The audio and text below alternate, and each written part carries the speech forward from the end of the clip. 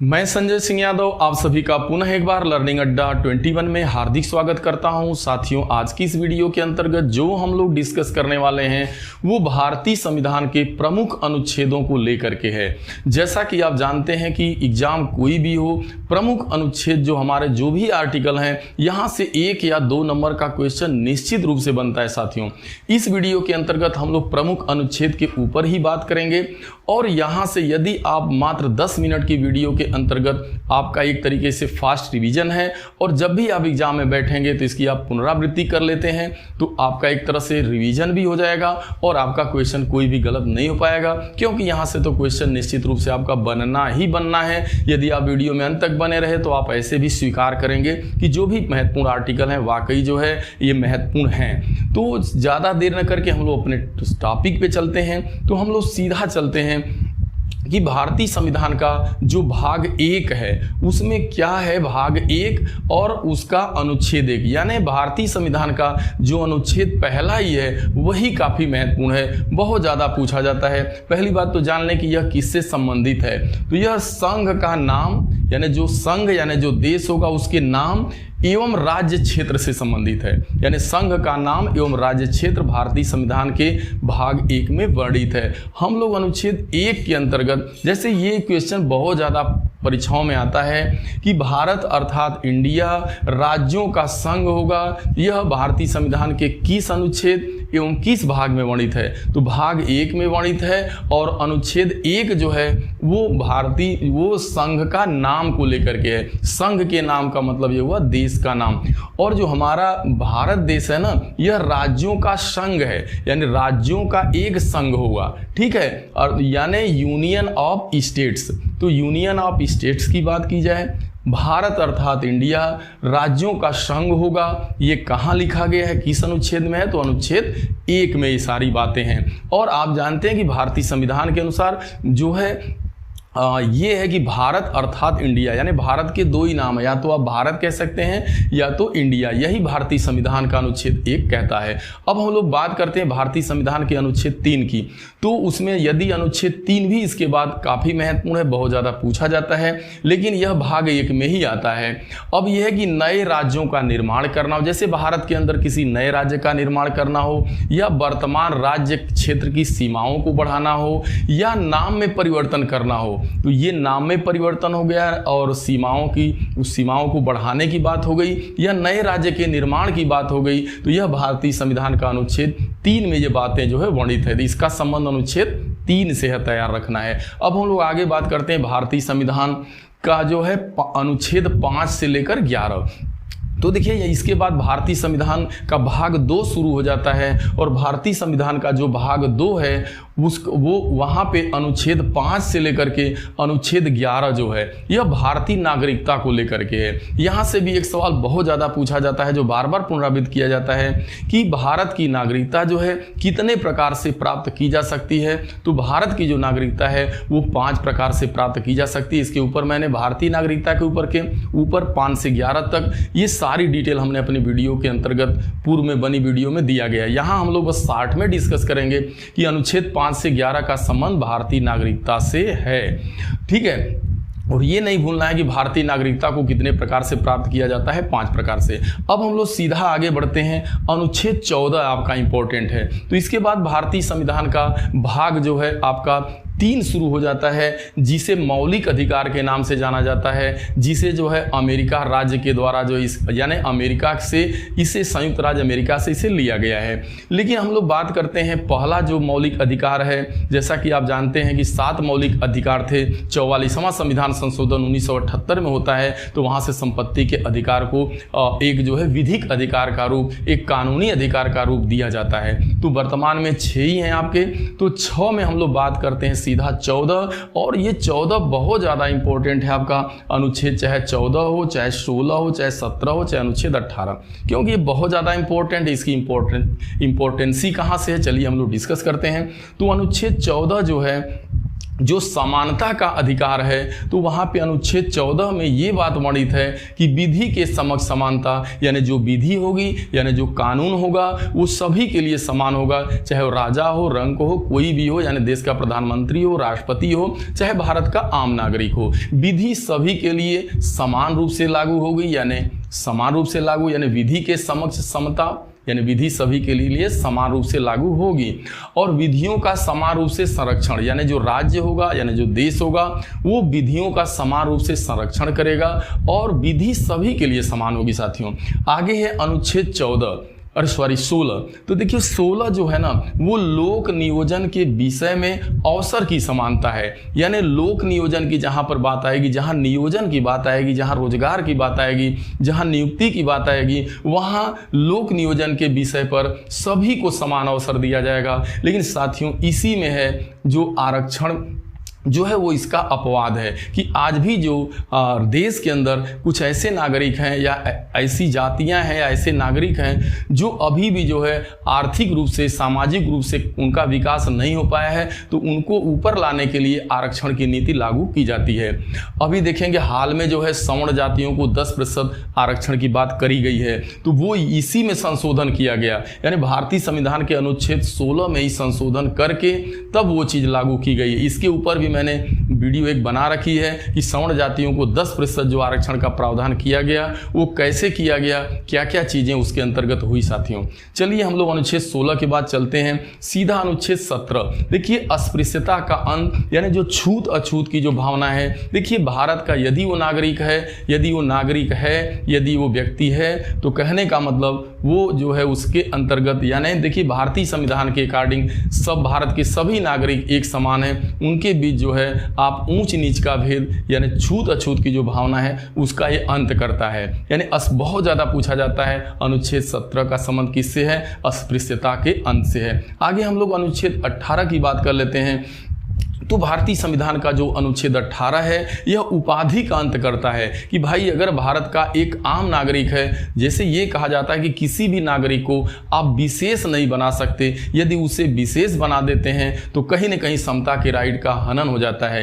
यानी उपाधि का अंत है, किसी भी व्यक्ति को आप उपाधि दे करके विशिष्ट नहीं बना सकते। लेकिन अपवाद स्वरूप जो है सेना हो, चाहे आपका जो है एक तरह से शिक्षा हो, शिक्षा एवं सेना इन दोनों के क्षेत्रों में जो संबंधित जो उपाधियां हैं एक तरह से यानी सेना के द्वारा जो उपाधि दी जाएगी। लेकिन जो है आप देखते हैं कि बहुत सारे नागरिकों को विदेशों द्वारा जो उपाधि प्राप्त होती है, तो ये जो विदेशों द्वारा भी उपाधि इनको प्राप्त होती है बगैर भारतीय सरकार जो भारत की सरकार है इसके बगैर अनुमति के आप विदेश की कोई भी जो है एक तरह से उपाधि को आप ग्रहण नहीं कर सकते बगैर अनुमति के। दूसरी अपने देश के अंदर भी उपाधि का अंत किया गया है क्योंकि ये समता के राइट का हनन हो जाता है यहाँ से। लेकिन अभी अगर नागरिकता के सर्वोच्च सम्मान की बात करेंगे आप, जैसे भारत रत्न हो गया, पद्म भूषण हो गया, पद्म विभूषण है और आपका जो है पद्मश्री है, ये 4 नागरिकता के पुरस्कार हैं। तो ये एक तरह से इसके उपाधि के अंत, यानी एक तरह से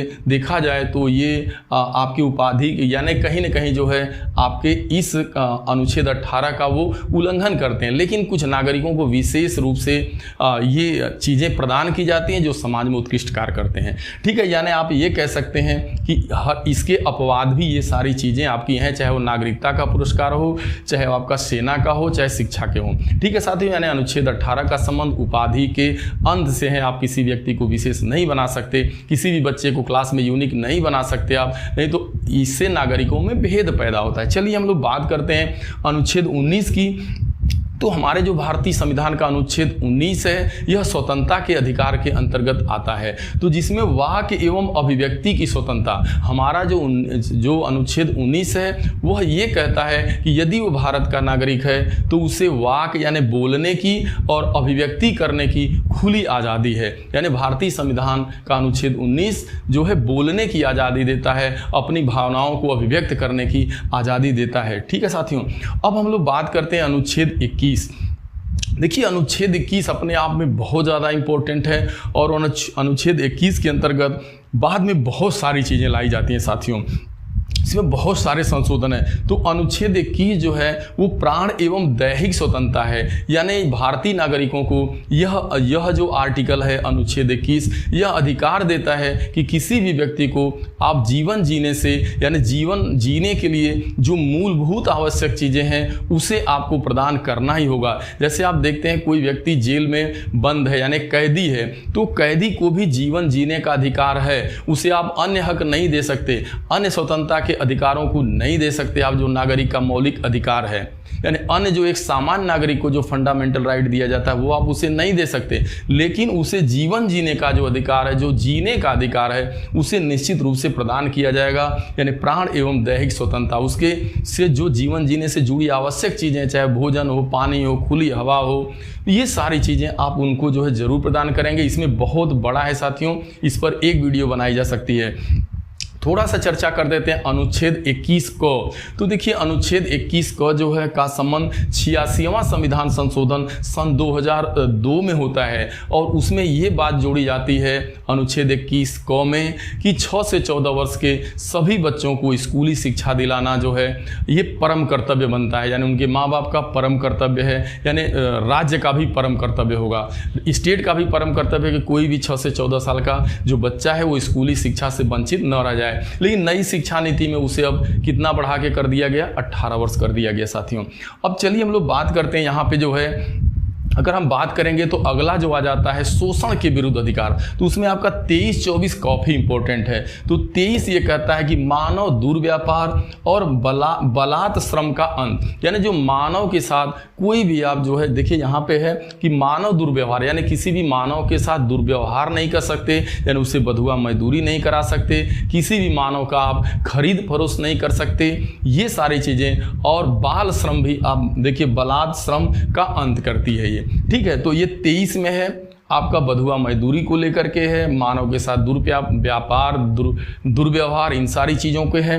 और अनुच्छेद 24 भी बहुत ज़्यादा इंपॉर्टेंट है कि ये कहता है कि कारखानों आदि में बालकों को श्रम पे रोक लगाना, यानी यदि कोई बच्चा मान लीजिए कि 6 से 14 वर्ष का है और उसे पढ़ने का, जहाँ एक तरफ जो है उसको शिक्षा को एक मौलिक अधिकार बना दिया गया, मौलिक अधिकार प्रदान कर दिया गया, तो ऐसे हालात में आप किसी भी व्यक्ति को जो 6 से 14 साल का बच्चा है उसे किसी जोखिम भरे काम में, कल कारखानों में आदि में उसे आप नहीं लगा सकते, क्योंकि अनुच्छेद 24 ये जो है मौलिक, ये एक तरीके से उसे अधिकार प्रदान करता है, यानी शोषण किसी भी व्यक्ति का शोषण के विरुद्ध अधिकार है। चलिए साथी हम लोग आगे थोड़ा बढ़ते हैं।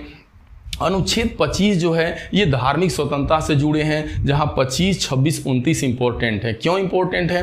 देखिए 25 ये कहता है अंतःकरण की धर्म के अबाध रूप से, देखिए अंतःकरण की धर्म के अबाध रूप से मनाने एवं प्रचार प्रसार करने की स्वतंत्रता। जैसा कि यदि आप अपने अंतःकरण द्वारा किसी भी धर्म को यदि आप स्वीकार करते हैं तो उसे आपको स्वीकार करना, उसे अबाध रूप से मानना एवं उसका प्रचार प्रसार करने की खुली आज़ादी देता है आपका मौलिक अधिकार का के अंतर्गत अनुच्छेद आपका 25।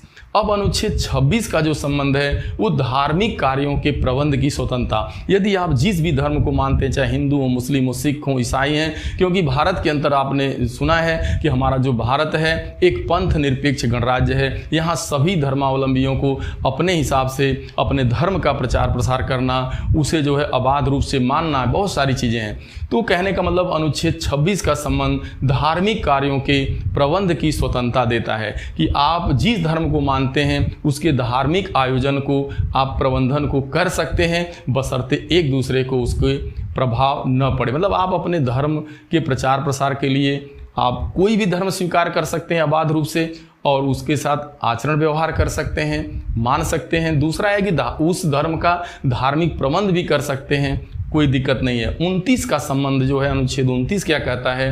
अल्पसंख्यक वर्ग के हितों का संरक्षण।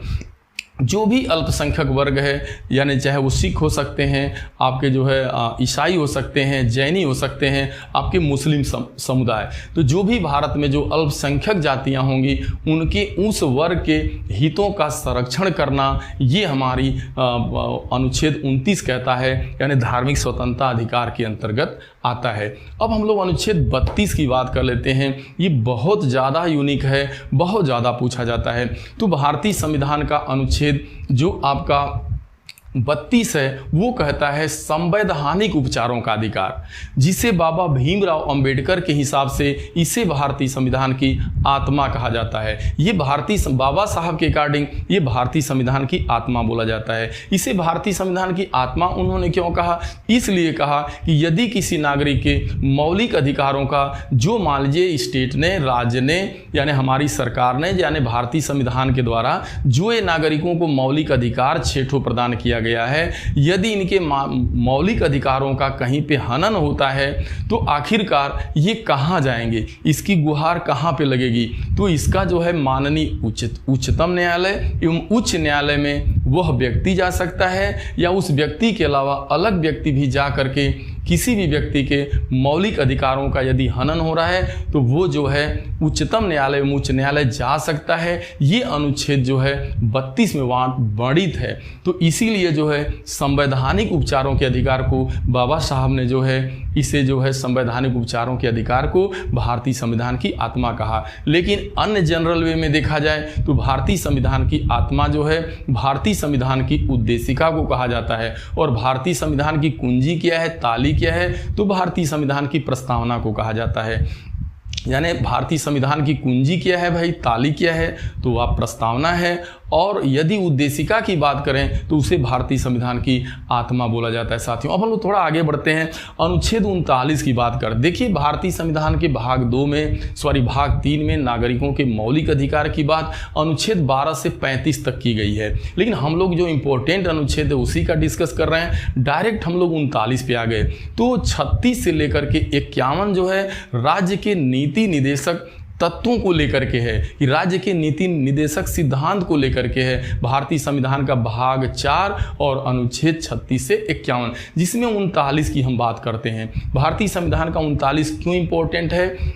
कि राज्य के प्रत्येक स्त्री या पुरुष को समान रूप से जीविका का साधन उपलब्ध कराएगा। देखिए भारतीय संविधान के नीति निदेशक तत्व में ये बात कही है कि राज्य ऐसा करेगा, यदि ऐसा नहीं करता है तो उसके लिए आप कोर्ट नहीं जा सकते। यदि नागरिकों के मौलिक अधिकार को और यहाँ पे राज्य के नीति निदेशक सिद्धांतों को यदि आपस में मिला दिया जाए, अगर इस तरीके से अच्छे से पालन हो तो वास्तव में राम राज्य जिसे कहा जाता है वो राम राज्य देश के अंदर आ जाए। साथियों तो कहने का मतलब राज्य प्रत्येक स्त्री हो चाहे पुरुष हो को समान रूप से जीविका उपलब्ध कराने का प्रबंध करेगा, यानी उपलब्ध कराएगा। और यहाँ पे देखिए बात की गई है समान काम के लिए समान वेतन। जैसा कि आपने सुना है कि समान कार्य के लिए समान वेतन दिया जाना चाहिए। यदि कोई नागरिक उसी टेबल पे बैठ के समान काम कर रहा है तो उसे समान वेतन का हक हो जाता है। लेकिन ये राज्य के नीति निदेशक तत्व में बात कही गई। अगर यही बात अगर भारतीय संविधान के मौलिक अधिकार के अंतर्गत होती तो वो निश्चित रूप से प्रदान की जाती। लेकिन यहाँ पे ऐसा करेगा, यानी समान काम के लिए समान वेतन दिया जाएगा। ये 39 घ में बात कही गई है। तो संविधान का 39 हो गया। अब हम लोग 40 की बात कर लेते हैं कि भारतीय संविधान का 40 भी बहुत ज़्यादा इंपॉर्टेंट है। कि जब भारतीय संविधान का 40 का जो संबंध है वो ग्राम पंचायतों के गठन को लेकर के है। जैसा कि आप जानते हैं कि पंचायती राज व्यवस्था की शुरुआत जो है आपके राजस्थान के नागौर जिला से पंडित जवाहरलाल नेहरू द्वारा 2 अक्टूबर 1959 को की जाती है। तो लेकिन राज्य पंचायतों का राज्य गठन करेगा, यानी हर राज्य प्रबंध करेगा, लेकिन उसके लिए कोई कानूनी अधिकार यानी ग्राम पंचायतों को बहुत ज़्यादा जो है पावर नहीं मिल पाया था। साथियों तो जैसा कि आप जानते हैं कि जब भारत 1992 एवं 93 में जब आपका 73वां एवं 74वां संविधान संशोधन होता है 1992-93 में, उस समय जो है पंचायती राज व्यवस्था को बहुत बड़ा एक अधिकार प्रदान किया गया, एक कानूनी अधिकार प्रदान किया गया। वो भारतीय संविधान का भाग 9 पहले से ही था, उसमें भाग 9 क जोड़ा गया। और वहाँ पे 73वां संविधान संशोधन 1992-93। तो अनुच्छेद 40 बहुत ज़्यादा पूछा जाता है कि अनुच्छेद 40 का संबंध किससे है, तो ग्राम पंचायतों के राज्य के अंदर ग्राम पंचायतों के गठन को लेकर के। अब चलिए हम लोग बात कर लेते हैं अनुच्छेद 42। अनुच्छेद 42 का संबंध किससे है, तो देखिए राज्य प्रयत्न करेगा कि व्यक्तियों को अनुकूल एवं मनोचित दशाओं में कार्य करना पड़े। ये है कि भाई राज्य के जो नागरिक होंगे यानी जो व्यक्ति होंगे, यदि उनसे कार्य कराया जा रहा है तो वो अनुकूल एवं मनोचित दशाओं में उनके साथ कार्य जो है किया जाए। और दूसरी बात है कि स्त्रियों को प्रसूति के लिए उपबंध करेगा, यानी जो राज्य है वो अगर कहीं पे स्त्रियां हैं तो उनके प्रसूति के कंडीशन में उनके हिसाब से जो है कोई उपबंध करेगा। इसीलिए आप देखते हैं कि महिलाओं को प्रसूति का अवकाश दिया जाता है। ठीक है, तो ये हर राज्य की सरकारें करती हैं क्योंकि ये हमारे भारतीय संविधान के अनुच्छेद 42 में ये बातें वर्णित हैं। अब हम लोग अनुच्छेद 47 की बात कर लेते हैं। ये बहुत ज़्यादा इंपॉर्टेंट है कि कहाँ पर ये बात की गई है कि जो राज्य जो होगा जो स्वास्थ्य के लिए हानिकारक जो भी मादक पेय पदार्थ होंगे उस पर प्रतिबंध लगा सकता है यानी लगाएगा। इसीलिए आप देखते हैं बिहार सरकार ने जो है आपका जो है यानी शराब पे वहाँ पे पूर्णतः बैन है, लेकिन कोई सरकार जो है अपने राज्य में उस पर ऊपर बैन नहीं लगाई है। ये राज्य का विषय होता है, राज्य ऐसा कर सकता है।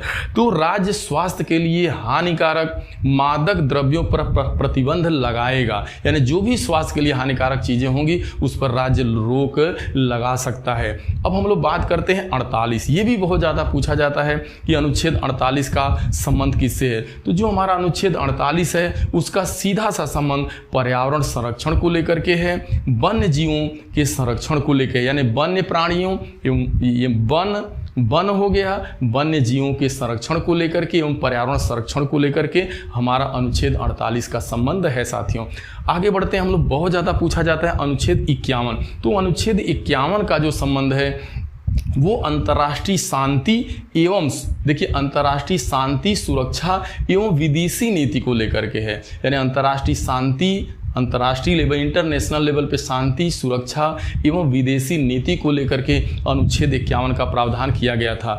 अब साथियों हम लोग बात करते हैं इसी अनुच्छेद 51 में आगे चल करके 51 क जोड़ा गया।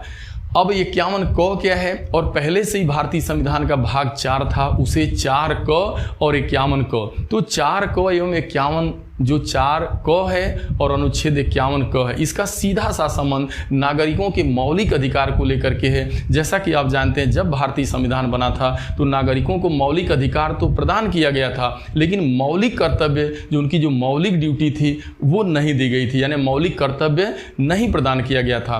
तो ये जब आपका 42वां संविधान संशोधन 1976 में जो है यानी कि नागरिकों को मौलिक कर्तव्य प्रदान किया गया, जिस समय उन्हें मौलिक कर्तव्य प्रदान किया गया था 10 मौलिक कर्तव्य थे, लेकिन वर्तमान में जो है मौलिक कर्तव्यों की संख्या 11 है। ये बहुत ज़्यादा पूछा जाने वाला सवाल है कि नागरिकों के कितने मौलिक कर्तव्य हैं। वर्तमान में 11, जब भारतीय संविधान के अंतर्गत जब उसे जो है आपका 44वां संविधान संशोधन 1978 में 42वां संविधान संशोधन 1976 में जब उसे जो है जोड़ा गया तो उस समय 10 मौलिक कर्तव्य थे। ठीक है, ये ध्यान में रखना है कब जोड़ा गया, 42वां संविधान संशोधन 1976 के द्वारा। तो ये रहा नागरिकों के मौलिक कर्तव्य को लेकर के अनुच्छेद 51 तो पहले से था, उसमें 51 क कर दिया गया। चलिए ये बहुत ज़्यादा इंपॉर्टेंट है। आगे हम लोग बात कर लेते हैं 61, यानी अनुच्छेद 61 बहुत ज़्यादा पूछा जाता है क्योंकि अनुच्छेद 61 का संबंध राष्ट्रपति पर महाभियोग को लेकर के है। तो सीधा अगर अनुच्छेद 61 आता है कि राष्ट्रपति पर महाभियोग की प्रक्रिया भारतीय संविधान के किस अनुच्छेद में वर्णित है, तो वो 61 द्वारा। ठीक है, अब हम लोग 63 की बात कर लेते हैं। तो जो अनुच्छेद 63 का संबंध है वो भारत के उपराष्ट्रपति को लेकर के है, भारत के उपराष्ट्रपति को लेकर के है। अब हम अनुच्छेद 64 की बात कर लेते हैं हम लोग। तो अनुच्छेद 64 जो है उपराष्ट्रपति का राज्यसभा में पदेन सभापति होना, यानी जो हमारा अनुच्छेद साथियों आपको जानना पड़ेगा, बहुत ज़्यादा जो है पूछा जाने वाला क्वेश्चन है कि राज्यसभा का पदेन सभापति कौन होता है। तो राज्यसभा का जो पदेन सभापति होता है वो देश का उपराष्ट्रपति होता है, यानी उपराष्ट्रपति राज्यसभा के पदेन सभापति होते हैं। यही बात जो है भारतीय संविधान के अनुच्छेद 64 में कही गई है। अब हम लोग बात कर लेते हैं जो बहुत ज़्यादा इंपॉर्टेंट है, वो है अनुच्छेद 72। अनुच्छेद 61 हो गया और अनुच्छेद आपका 72 हो गया। अनुच्छेद 61 के बाद यदि कोई बहुत ज़्यादा इंपॉर्टेंट है तो 72 है, जिसमें राष्ट्रपति के क्षमादान की शक्ति दी गई है। इतना बड़ा राष्ट्रपति के पास पावर होता है कि वो किसी भी व्यक्ति को जिसे मृत्यु दंड की सजा दी गई हो उसे भी माफ कर सकता है। तो राष्ट्रपति अनुच्छेद 72 के तहत उसके पास क्षमादान की शक्ति प्रदान की गई है। अनुच्छेद 72 काफ़ी इंपॉर्टेंट है। अब अनुच्छेद 76 की बात कर लेते हैं। उसका संबंध महान्यायवादी को लेकर के है, यहाँ से भारत के महान्यायवादी के गठन को लेकर के है। अनुच्छेद जो है 79 की बात है, तो यहाँ पे संसद का गठन होगा, यानी संसद के आपके 3 अंग होते हैं, लोकसभा, राज्यसभा और राष्ट्रपति। इन तीनों से आपका पार्लियामेंट बनता है। तो पार्लियामेंट के गठन की बात जो है 79 के अंतर्गत की गई है। अब आपका अनुच्छेद 80, 81 भी ज़्यादा इंपॉर्टेंट है। अनुच्छेद 80 का संबंध जो है आपकी राज्यसभा के गठन को लेकर के है और अनुच्छेद 81 का संबंध जो है लोकसभा के गठन को लेकर के है। और इसके बाद साथियों देखना है कि यदि कोई जो है सबसे ज़्यादा इसके बाद 72 के बाद बहुत ज़्यादा अगर इंपॉर्टेंट कोई है तो आपका 123 है, 1 2 3 यानी 123। यहाँ पे जो है राष्ट्रपति के अध्यादेश जारी करने की शक्ति को लेकर के है, यानी जो देश का राष्ट्रपति होगा वो यहाँ से अध्यादेश जारी कर सकता है 123 के तहत। अब हम लोग देख लेते हैं 124 का संबंध उच्चतम न्यायालय की स्थापना एवं गठन को लेकर के है। अब बात कर लेते हैं 300 आपका अनुच्छेद 300 को लेकर के। जैसा कि आप जानते हैं कि भारतीय संविधान में 7 मौलिक अधिकार थे, जिसमें संपत्ति के अधिकार को 44वां संविधान संशोधन 1978 में उसे मौलिक अधिकार से हटा दिया जाता है और उसे 300 क में जगह प्रदान की जाती है। अब संपत्ति का जो अधिकार है एक कानूनी अधिकार रह जाता है, यानी कानूनी अधिकार है, ना कि वो नागरिकों का मौलिक अधिकार है। तो 300 का जो यानी क का जो संबंध है वो संपत्ति के अधिकार को लेकर के है साथियों। अब हम लोग 311 की बात करते हैं। तो जो भी सिविल सेवा में कार्यरत जो व्यक्ति होंगे उनको उनके पद से हटाया जाना और पदावनति को लेकर के है, यानी सिविल जो सर्वेंट हैं उनको उनके पद से हटाया जाना और उनकी पदावनति को लेकर के है साथियों। अब हम लोग बात करते हैं अगर जो है 300 क के बाद बहुत ज़्यादा कोई महत्वपूर्ण है, सबसे ज़्यादा उसमें भी वो है निर्वाचन आयोग। निर्वाचन आयोग से संबंधित कौन सा अनुच्छेद है? तो निर्वाचन आयोग से संबंधित 324, यानी अनुच्छेद 324 का संबंध निर्वाचन आयोग से है साथियों। अब हम लोग बात कर लेते हैं कि अनुच्छेद 331। देखिए अनुच्छेद 331 का संबंध लोकसभा में आंग्ल भारतीयों के मनोनयन को लेकर के। जैसा कि आप जानते हैं कि लोकसभा में 2 आंग्ल भारतीयों का प्रतिनिधित्व होता है साथियों। तो अगर है तो ठीक है, नहीं है तो 2 का मनोनयन जो है भारत के राष्ट्रपति द्वारा किया जाता है। ये कहाँ से है? तो ये अनुच्छेद 331 के द्वारा। अब हम लोग 333 की बात करते हैं, 333। तो ये राज्य की विधानसभाओं में जो राज्य की जो विधानसभाएं हैं उनके अंतर्गत आंग्ल भारतीयों के प्रतिनिधित्व को लेकर के है। तो 333 का संबंध राज्य की विधानसभाओं के अंतर्गत आंग्ल भारतीयों को लेकर के है और 331 का संबंध जो है लोकसभा के अंतर्गत जो है आंग्ल भारतीयों के प्रतिनिधित्व को लेकर के है। अब हम लोग थोड़ी आगे चर्चा करते हैं। 338 का संबंध राष्ट्रीय अनुसूचित जाति आयोग को लेकर के है, यानी 338 जो है वो राष्ट्रीय अनुसूचित जाति आयोग के गठन को लेकर के है। अब इसके नीचे जितने भी आर्टिकल दिए गए हैं सारे जो है 1001% इंपॉर्टेंट हैं। उसका कारण जरा देखिए। अभी देखिए अनुच्छेद 343 का संबंध किससे है? तो जो अनुच्छेद 343 है उसका सीधा सा संबंध जो है संघ की राजभाषा से है, यानी राजभाषा को लेकर के है, यानी देश की जो राजभाषा है उसको लेकर के है। 343 का संबंध राजभाषा से है। अब अनुच्छेद 352, जैसा कि आप जानते हैं कि हमारे देश के अंदर 3 तरीके का आपात लागू किया जाता है। एक अनुच्छेद 352 और एक अनुच्छेद 360 और 300 देखिए 352 है, 356 है और 360 है। जो हमारा 352 है वो आपातकालीन की उद्घोषणा को लेकर के है। यदि देश पर जो है बाह्य आक्रमण किया जाता है, या सशस्त्र विद्रोह होता है, या आंतरिक रूप से कोई बड़ी अशांति होती है।